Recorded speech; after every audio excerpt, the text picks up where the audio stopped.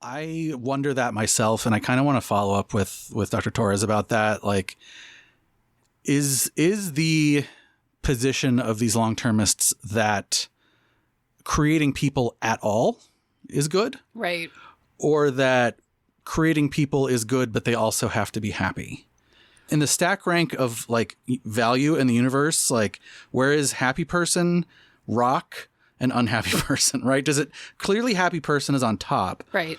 But is rock better than unhappy person, or is unhappy person better than rock? I think unhappy person beats rock. Then it just makes me wonder which if beats like scissors.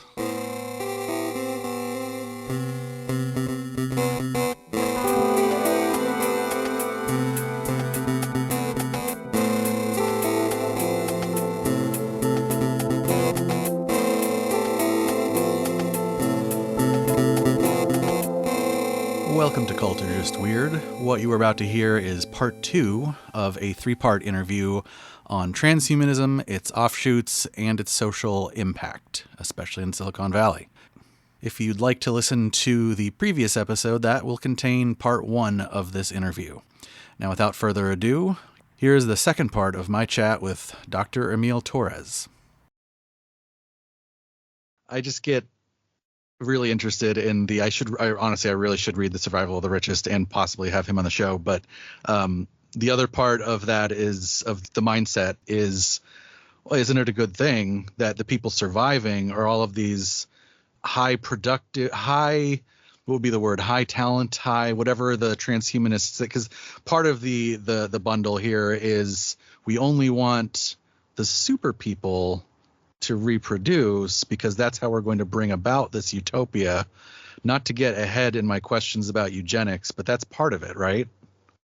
Yeah, so I think there are a lot of transhumanists who would say that the explicit goal is to ensure that radical enhancement technologies are distributed in an egalitarian manner so that they're widely accessible.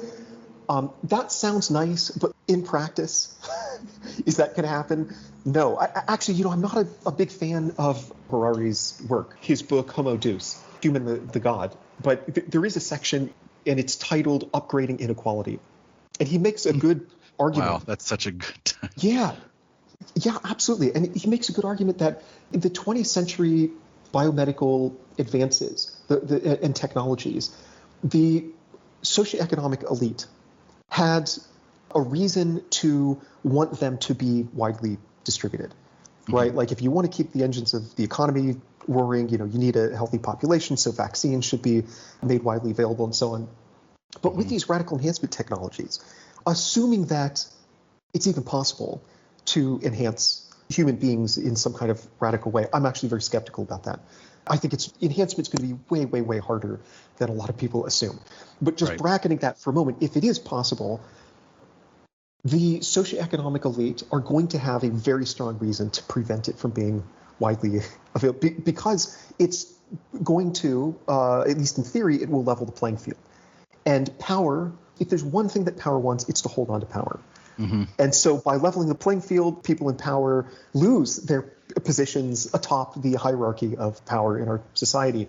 Right. So it's like in practice, what is going to happen? Well, they want themselves and their class to remain dominant. So this sort of ties into the eugenics issue that you're pointing out. And I do think a lot of people who are building bunkers see themselves as, elite in the sense of being better. It's not just that they have more power, it's that they deserve the more power, right? That they deserve that, and so it's a good, they wouldn't think of it as, well, I'm holding on to power. They would think of it as, we deserve to get here, so we should hold on to our genetic superiority, although they probably wouldn't say those words. I mean, they might. They might even. So I think you're absolutely right. I mean, the reason they are in the position that they're in is precisely because they're better. Mm-hmm. And so, which is just false. I mean, there are tons of studies showing that luck has an enormous, catching a lucky break and so on has an enormous, is a major determining factor when it comes to people becoming successful. It reminds me a bit of Sam Bankman-Fried's brother, both of whom, Gabe Bankman-Fried, both of whom were in this tradition. Bankman-Fried was probably the most prominent effective altruist and long-termist in the world. Maybe he still is at this point. But his brother Gabe exchanged some emails with, I can't remember, but perhaps individuals from Open Philanthropy, which is another one of these TESCREAL organizations, people in the community, and they talked about buying the island nation of Nauru in the Pacific Ocean. And the explicit plan was to build a bunker on the island nation of Nauru to house effective altruists, so that if there is a global catastrophe that results in, as they put it in their emails, 99.9% of humanity percentage dies out, then EAs will be able to repopulate the world. And so there is this sense of like, well, EAs, they consider they're the right ones to do it. Yeah. They're the right ones to do it. They think of themselves as unusually rational and intelligent. They have high IQs and so on. So who better to repopulate the planet than these superior individuals? So, the fallacies abound too. Like, I don't even know if we'll have time to get into the IQ stuff here. I don't even know where to go next. Like, I do have. Actually, the next question I have written is probably a pretty good one, because we're sort of talking about this already. But why is it important for us to, like, I'm sitting here laughing, right? Like, oh, these crazy people. But like, also, it's kind of scary, right? So why is it important that we keep an eye on this whole TESCREAL thing? Like, why should our listeners feel that this is an important thing to know about? Right. So I think the world is full of all sorts of bizarre and potentially dangerous ideologies. But I think focusing on these ideologies, most of them, critiquing them and so on, is just not worth it. Why? Because a lot of these ideologies don't have much influence in the world. Mm-hmm. TESCREALism is different. These ideologies are absolutely widespread in Silicon Valley. I mean, I would describe them as the water that these people swim in. It's just the air they breathe. It's that influential there? Yes, absolutely. I mean, pretty much everybody's a transhumanist. Effective altruism is, massively influential. I mean, there's a New York Times article, which I believe was a profile of Sam Altman, that mentions, it explicitly says, the fingerprints of EA are all over every single one of the major AI companies. So it's absolutely widespread. It's driving, motivating a lot of the projects that people in the tech industry are working on. And I would also say that the AI companies like DeepMind, OpenAI, Anthropic, and more recently xAI, founded by Elon Musk, these companies are producing products that are shaping our world already in pretty significant ways. ChatGPT, Bard, the other LLM, large language model based systems, they're transforming our world right now. So consequently, the impact of these companies is quite significant. Well, once again, where do these companies come from? They emerged out of the TESCREAL movement. One of the arguments that Gebru and I make is that if not for the TESCREAL movement, these companies would not exist, and we almost certainly would not be talking about AGI right now. So it's the significance of the TESCREAL bundle, the impact of the TESCREAL bundle on the world has been already quite profound. And so that is why I think it's really important for people to understand what these ideologies are, what their vision of the future is, what their various value commitments are, and how they are infiltrating major governments, not just Silicon Valley, but they're shaping policy in the U.S. I mean, there's a leading figure named Paul Cristiano, who has a very history with EA and long-termism and rationalism that goes back more than a decade. He was just hired as the leader of the AI safety group. I'm forgetting the exact agency, but I think it was Homeland Security, actually, which is a little weird. I think that's right. Yeah. So he now has this massively influential, powerful position within the U.S. government, foreign policy circles in general, and the United Nations in particular are beginning to embrace long-termism. So there's lots more I could say about this. Elon Musk says long-termism is a close match for his philosophy. Sam Altman has a long history with EA, rationalism, long-termism, and so on. So these ideologies are they have enormous impact and power. And that is why studying them is so important. Yeah, once you sort of answer the question of like all of the elite people and governing organizations are extremely influenced by it, that kind of answers the question of why the rest of us also need to pay attention to it. Why do you think it's gained so much traction with the Silicon Valley ultra wealthy crowd? I think there are two reasons. One has to do with how much money that community has. So the effective altruist community, for example, which is basically the sibling of the rationalist community, and there's tremendous overlap. A lot of people who consider themselves rationalists are also EAs and vice versa. So before the collapse of FTX, which of course was run by Sam Bankman-Fried, they had $46.1 billion in committed funding. That's it? So just an absolutely mind-boggling amount of money. They lost many billions when FTX went under, but they still had tens of billions in committed funding.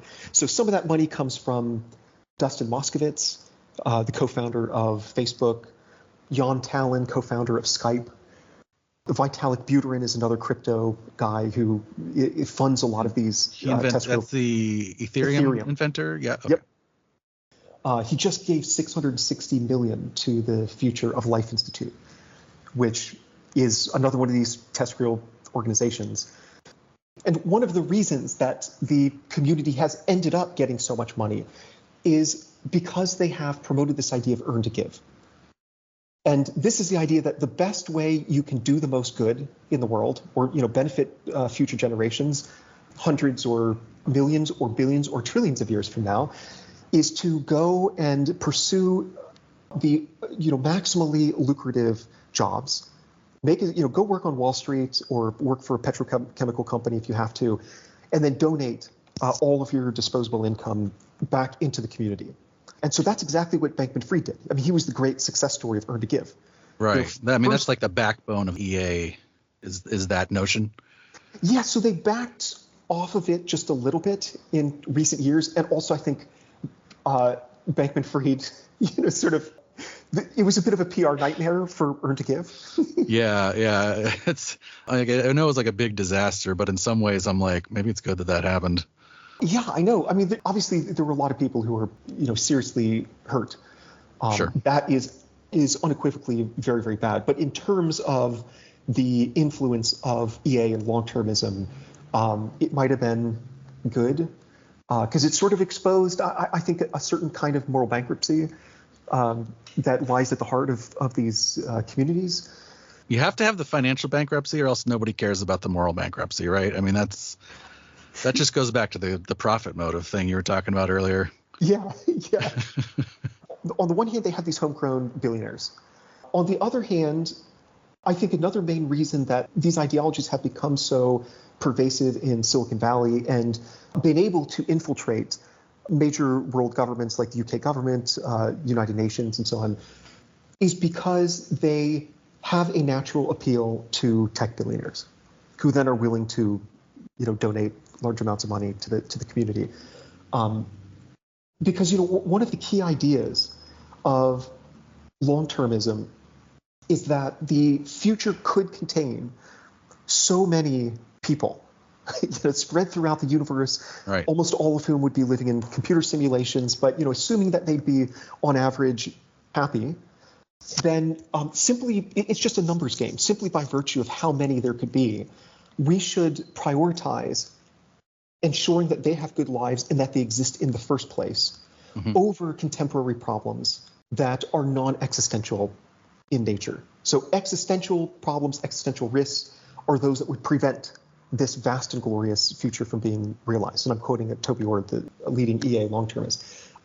And non-existential risks are the ones that wouldn't threaten this vast and glorious future. So that would be like global poverty or factory farming, social probably justice depends issues. on who you ask too. Like, so I think don't some even say like, global warming's not actually that big of a deal in the long term, so even something like that, like unless it threatens the project, right? Absolutely. That's the key idea of an existential risk. It's something that threatens the project. And so the implication of that is that long-termism is telling these tech billionaires that they're not only morally excused from neglecting the plight of the global poor, but you're a morally better person. Yeah. You're an ethically and if there's superior one thing individual. that they love, it is being told how awesome they are. Right. Yes. So, Elon Musk, okay, you don't want to give, money to solve global hunger. Instead, you're focused on your company Neuralink trying to merge our brains with AI, and your company SpaceX trying to get us to Mars, which is the stepping stone to the rest of the galaxy, which is the stepping stone to the rest of the universe. Okay, that's what you're into, Elon Musk. Well, actually, that's completely fine. And in fact, what you're doing is exactly what this ethical framework prescribes. You are doing more good by focusing on space and the transhumanist project of merging our brains with AI than if you were just pouring your money into trying to help the global poor, many of whom are poor precisely because of the, one could argue at least, of the capitalist system that enabled people like Elon Musk to become so massively wealthy, to make, last I checked, roughly $450,000 per hour. So yes, it's wow. So there's that is a lot of burritos. Right. I would love to make that in 1 year and I just retire Sure. and I live off that for the rest of my life, given how frugal I am. So right. it's insane. Yeah, that makes a lot of sense regarding it's both, the ideology is both like influenced folks that are homegrown billionaires, but then it also provides this delicious framework of not just excusing but also patting them on the back for being the ubermenches that they so clearly are. Yeah. It's so weird to me, like the long-termism philosophy in particular starts off with this sort of like, we want to think in the long term and like prevent existential threats to humanity. I'm like, oh yeah, I can be on board with that. And then they're like, in the year 3077, there will be quadrillions of people living on the planet Zebus. And I'm like, hold on, like what? Can we back up a second? Like, it's just the extrapolation and the, shut up and multiply concept where it's like this utilitarianism on like multiple doses of steroids. And then you take that again, you take it and extrapolate it into this future that people can't even predict tomorrow, much less 10, much less 1,000 years from now. But it's being used at least as an excuse for a basis of decision making. It just blows my mind. I guess there's not really a question there. I think you're absolutely right. I would distinguish between long-term thinking and long-termism. Mm-hmm. Long-termism goes way, way beyond long-term thinking. One of my criticisms of our society is precisely its short-termism, its myopia, which is sort of built into our institutions, built into quarterly reports, right, and 4 or 6 year election cycles, where politicians just really can't be focused on the generations 100 years from now and expect to get elected again. So I think that is an enormous problem, especially as we're confronting these transgenerational catastrophic scenarios like climate change, which essentially will change the livability of our planet for the next 10,000 years. What we're doing right now, what we've done the past century, will determine the livability of our planet for the next 10,000 years. It could be the case that there's some magic technology we invent that is able to, at scale, extract carbon dioxide from the atmosphere. It's possible we invent something like that, and the whole climate change problem is fixed, in a couple decades. Fingers crossed. Nobody, fingers crossed, but nobody should count on that. I mean, the IPCC basically does count on that for a lot of its projections. Mm-hmm. But I mean, for the same reason that like you shouldn't start smoking now, thinking like, well, when I get cancer in 20 years, they'll have a cure. I don't know, maybe. Right. That's just not judicious. That's not wise. Right. And so reckless. Yeah, and so all of this is to say that, okay, if we are realistic and acknowledge that we might not have these technologies that save us from the climate catastrophe and biodiversity loss, which doesn't get enough attention because it's also absolutely catastrophic. So all of this is to say that these are long-term problems, and we desperately need long-term thinking to solve them. Long-termism, I think it's such a huge shame that at exactly the moment when we most need long-term thinking, long-termism swooped in with this word, which sounds very nice, long-termism. It's a great word. I wish they hadn't gotten. I know. The audience can't see me right now. I'm just like shaking my. I'm like, oh my god, yeah, you're right. Yeah, and exactly the moment so we can say, oh, actually, we are the long-term thinkers. Well, you sort of look more closely. They're focused on literally billions, trillions of years from now, with the goal of realizing a particular kind of techno-utopian world among the stars full of literally astronomical numbers of digital people. 10 to the 58 is one of the estimates from Nick Bostrom, a leading figure in the TESCREAL movement. 10 to the 58, one followed by 58 zeros. That's how many digital people there could be in the future. Sounds crowded. Well, the universe is big. Oh, that's true. That's a good point. Yeah, so it's really unfortunate that they have, to some extent, sort of monopolized the conversation. They've grabbed the microphone and they position themselves as having the answer to short-termism, when I would say that long-termism is an extreme philosophy in many ways built on utilitarian ethics, as you had alluded to earlier. And a lot of the claims that they make and that they present as being intuitive, like future people matter, there could be a lot of them, and there's something you could do to influence them. That sounds very intuitive. Actually, if you look at the details, it's extremely counterintuitive.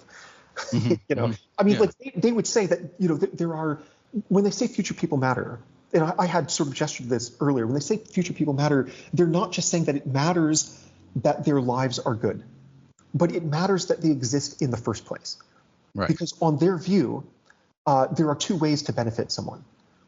There are ordinary benefits. This is what philosophers call ordinary benefits. This would be like holding the door for someone or giving somebody some money if they need it. Those are just all of the normal ways that you might help someone in the world. And then there are these so-called existential benefits.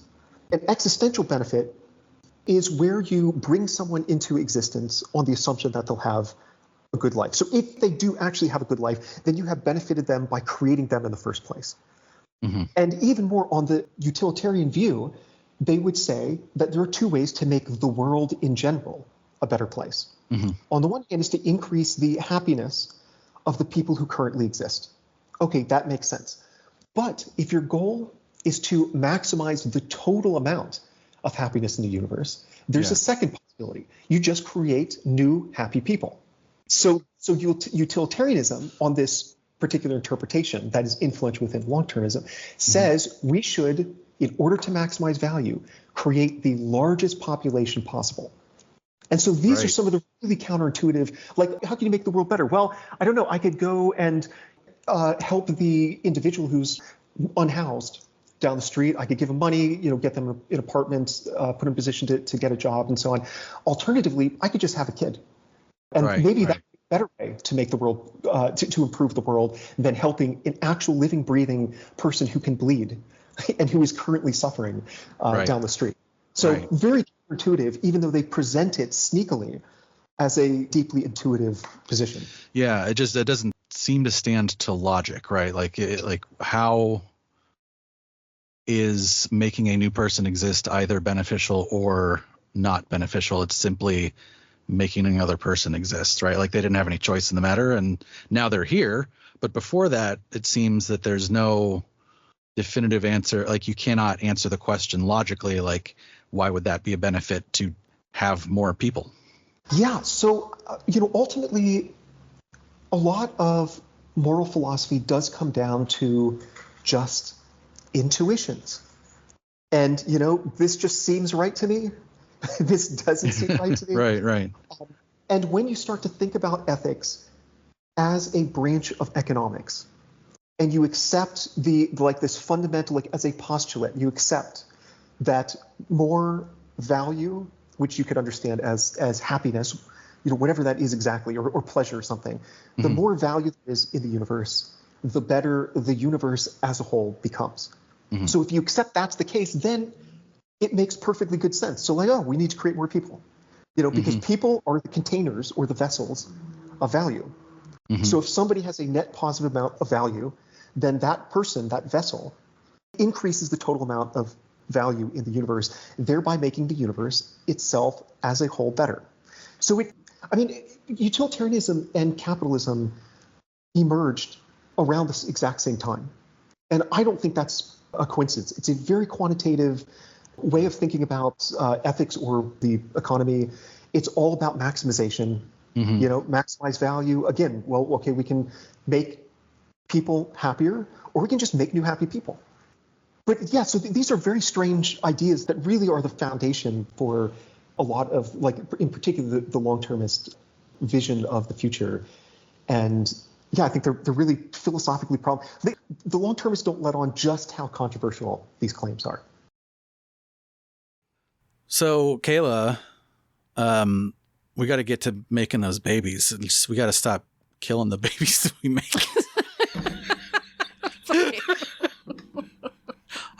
I am so keeping that. Please don't. I don't even think that I've had like 7 abortions. I would like you to do that differently this time. There needs to be more people. I swear to God, I'm keeping that. Please don't. There's more people. There's more people. Then do it differently. We got to make more people. Okay, look, I said this to you while we were listening, but what the fuck? Like how I just can't fathom the idea that somebody thinks that there is moral value. And I get it. I know there are people that do think this, but there's moral value in like transforming inanimate matter into people, like turn rock into person, and therefore I did good. Like, I guess I'm maybe still mathematical about it, but like, it seems like the average happiness is what's important. Like making the people that exist more happy. Totally. Why is it not just that? Like, I just don't understand the, like, that's why add more person equals more happy. I have a really hard time believing that this is a good faith description of why they have these beliefs. I have a really hard time believing that, like, why Elon Musk makes $450,000 an hour, which, like, I can't even talk about that. Don't spend it all in one place, Elon. And chooses to spend that money on solving, quote unquote, solving problems by not making the Hyperloop and not going to Mars and not doing good AI and not like, he has so many companies that have these like grandiose ideas, but truly in practice have really just served to ingratiate, what's the good word? Ingratiate and bigify. Add to his wealth, his personal wealth. Aggrandize his wealth. The weird thing about him, I guess, like, side note, weird things about him. About talking about him, like, I don't believe that he actually believes this. I do not believe that Elon Musk actually believes this. I think that it is more likely in my head, and this could be a cope, totally open to that possibility. It's more likely that, like I said to you off podcast, this feels like a prosperity gospel thing. This feels like Joel Osteen saying, what God wants is for me to be rich. Yeah. That's what I feel like with Elon Musk, where he's saying, well, what we got to do is we got to add to my wealth. We got to add to the wealth of the wealthy so that we can make more happy people in the future, the future people. I don't think Elon Musk is thinking about future people. I think he's thinking about his $450,000 an hour. Right. The weird thing about him, sorry, before you respond, the weird thing about him is how many fucking kids he has and how he's obsessed with having kids. He's doing it, man. Do you know how many kids this man has? I don't know. Is it like 6 or something? No, he had 5 with his first wife. Holy shit. 5 children. He's got 2 or 3 with Grimes and then like 2 or 3 more, I think. God damn Maybe it. 1 or 2 more. But he's got multiple from his first marriage, multiple from his second. So this makes sense. Others with like his employees. This makes sense why he identifies as a long-termist, because clearly he wants to just have more babies. Actually, this is a perfect segue because I just wanted to disambiguate here. So we've been talking about TESCREAL these last 2 episodes, and on the next episode we will also be talking about, actually we'll just be talking about TESCREAL for the rest of the season. The rest of my life. The rest of my whole fucking life. The rest of my short life, because they're not trying to solve the problem of my extinction. They're simply thinking about how they can to the nth power of people in 400 million years, which aren't going to exist because we're all going to die. And so that's the L part of TESCREAL.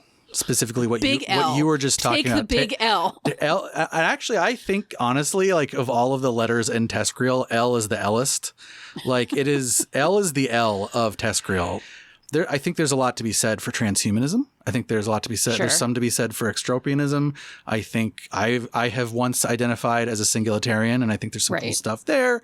I agree. Blah, blah, blah. Cosmism, space travel. Okay. Like effective altruism, at least the people that are into, being efficient about it and not earn to give. Great. Long-termism is weird. Like long-termism is like, what the fuck? Like this whole concept that I know I said this in the interview, but like we're basing our decisions off of an assumption that we can predict what's going to happen like 1,000 years from now. And we assume that there's going to be like millions, not even millions, like what do you say? 10 to the 58th or something? Nth to the nth power. Like an insane number of people in the future is just. What if we make all these people and they're all miserable? Did that's we a not good question. then fail? Why is there this question. assumption that we can, if we have more people, there'll be more happy people? That's a good question. I wonder that myself, and I kind of want to follow up with Dr. Torres about that. Like, is the position of these long-termists that creating people at all is good? Right. Or that creating people is good, but they also have to be happy? In the stack rank of like value in the universe, like where is happy person, rock, and unhappy person, right? Does it clearly happy person is on top, right? But is rock better than unhappy person, or is unhappy person better than rock? I think unhappy person beats rock. Then it just makes me wonder which if beats like scissors. This is me extrapolating, and this is not anything that was said in your interview with Dr. Torres. This is not something I read somewhere, but I can't help but wonder, with how much this butts up against the eugenics and the Ubermenches and the whatever of the world. Are these people, especially the quote unquote elites, saying that like, well, we should be having as many kids as we can because like we can give them happy lives. Like I don't really care about what like the poors are doing. I think there's the riches kind of both. Should be having lots of kids because the riches can give them. It's kind of both. So it's kind lives. of like, I think that there's like this general sense that, in like an abstract moral way, it's good for there to be more people, however that comes about. Then why aren't they making it so that we can also do that? a eugenics component to it and also actually the best people to reproduce would be us, and I think this comes up later in this interview, if I recall our talk correctly, but that's part of why they're not super concerned about half existential risks. Right. Their only concern is actually wiping everybody out down to zero. They call that, or either wiping everybody down to zero or erasing civilization enough that it can't climb back, that's called the rungless ladder. Right. I think we've talked about that a little bit. The idea is that like as you climb the ladder of civilization and technology, do the rungs stay behind below you or not? Because if they don't and you fall down, you might not be able to get back up. Right. So it's what we were saying. It's about whether it threatens the project or not. Right. So if we're talking about like a light existential threat, such as they would say maybe global warming or global poverty or some other sort of civilizational collapse, that's actually not that bad because the billionaires are going to survive in their bunkers. And then they will repopulate, and then we'll be better off anyway because it'll be all of the effective altruists that all repopulated. Right. And then we'll have our totally not eugenics, by the way, thing. It just like Elon's got a bee in his bonnet about like declining birth rates. That's the thing that he talks about and the only reason we talk so much about fucking Elon Musk is because he is so front facing with his like beliefs on a goddamn day to day because he tweets all the fucking time. Right. There are dozens and hundreds of Elons in Elon land in Silicon Valley that just don't tweet every day. But then I'm just like, bro, why are you trying to kill trains with the Hyperloop and not like trying to figure out how to get the microplastics out of our balls? I like the microplastics in my balls. Well, but supposedly the microplastics in the balls might be contributing to like why we're having declining like fertility rates. Yeah, yada, no, yada, I remember yada, that. yada. I remember that coming out. I don't know if that's true, but either way, there are. I just like I get SpaceX. I get the like, okay, we got to go to space so that we can like colonize the universe. That makes sense with the long-termist philosophy. I get what else is he doing? I don't get anything else that he does really in terms of like self-driving cars, long-termism, except for like, nothing else really goes along with that. Like why? I guess Neuralink. Yeah, or Neuralink does. AI does. But like, there's so many other things that could be invested in when you have the access and the abundance that he does, that does not address any of these issues, and it just makes me go like, why is he doing this? Oh, it's because he invests in Hyperloop because then he can kill trains and he can maximize profit for Tesla. Okay.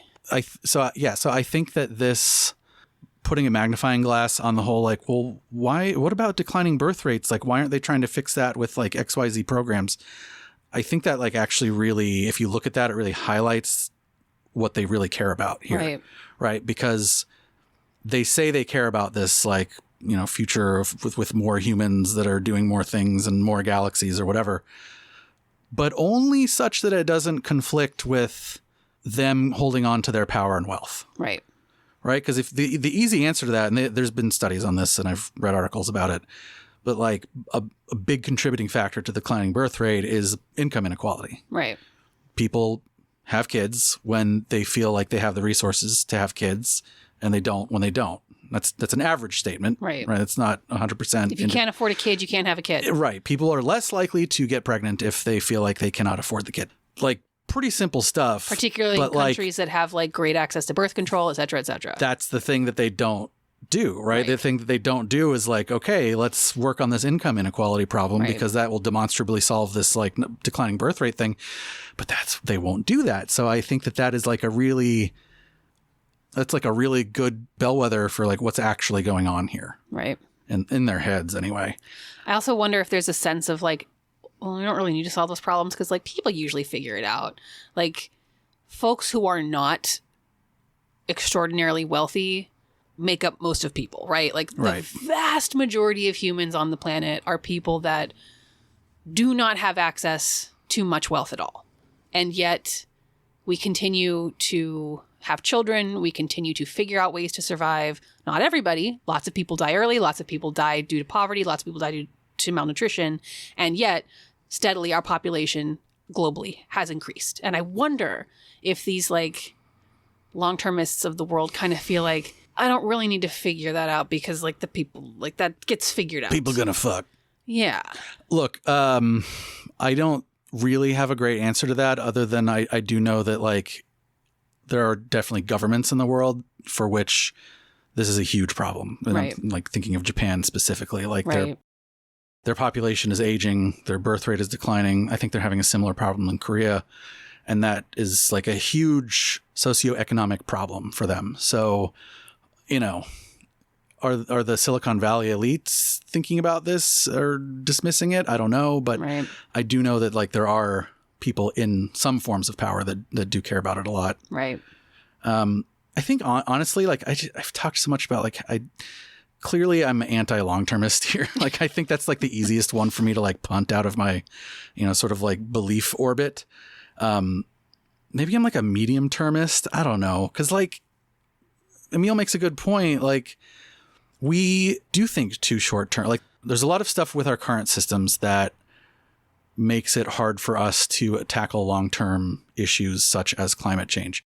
But like a cajillion people living in a simulation in the Matrix on, you know, planet X532 that's not it. Like that's not long-term thinking. So I'm like, I don't know. I guess I agree with them about the whole, like, man, what a shame that they stole that word. It does feel like the better long-term solution is to like solve the issues of the now so that we have a long-term. Right. But again, A, if it doesn't threaten the project, they don't care. Right. And B, if it winnows down the population to just the billionaires, then maybe that's good. But then who's going to do the work that makes them wealth? They're not smart, Kayla. How do they extract wealth from no one? They're not smart. Like that's why you have people saying like, how do I incentivize my security guard to not kill me if there's no money? Like they literally don't understand economics. Literally. Like it's just the snake eats its tail. If you let everybody else, if you're billionaire status, and then you're like, everybody is expendable, then you're not going to have billionaire status anymore because no one's doing the labor. Yeah. This is more of a comment than a question, but just you and Dr. Torres were talking about, like, why is this something important to know about, to think about, to talk about? And like, why is the TESCREAL movement something important for us to think about? And it just made me think of that, like, quote of, like, oh, you might not be interested in politics, but it's sure as hell interested in you. And that feels very similar to this, where like... You might not be interested in robots, but they're interested. They are very interested in you. One may not think this is important, but given the magnitude of power behind it, it is important in your daily life. Unfortunately, I'm not very happy about it. I don't want to think about Silicon Valley ever again. We are all forced to give a shit about the things that the billionaires give a shit about because they're fucking in control of everything, except for the end of the world, apparently. So they don't know about that, so they're going to go in the bunkers. But like I said, remember, it's not just that they can't stop the end of the world. It's like they may not want to if they're the only ones left in their bunkers procreating. Well, power, it was something that Dr. Torres said, is like power wants to hang on to power. The one thing power wants to do is hang on to it. Yeah. And power will try and hang on to power until it is holed up in a bunker. Until it is wrenched from their cold, dead TESCREAL hands. So next time on Cult of Just Weird, we will wrap up this interview with Émile Torres. I forget the rest of the stuff that we talk about, but I'm sure that it's very good. I think it's really interesting. Is it really interesting? I mean, you came out of the interview being like, oh my God, that was like the best interview I ever did. So I'm assuming we're going to get to some good stuff. I think I was mostly just enamored with my own smart insights. Yeah. So anytime I talk, I'm like, oh man, that was so interesting. If you want to hear more of Chris's just wonderful insights and just like bask in his like glorious intelligence, you can hang out with us on Discord. You'll find the link in our show notes. And if you want to give him money for how smart and wonderful he is, you can go to patreon.com/culturejustweird. You can also just, on the street, you can just hand me cash. Find us. If you want. Find us and give us cash. And then I'll say to you, when you hand that cash over, I'll say to you, this is Kayla. This is Chris. And this has been Cult or Just Cash.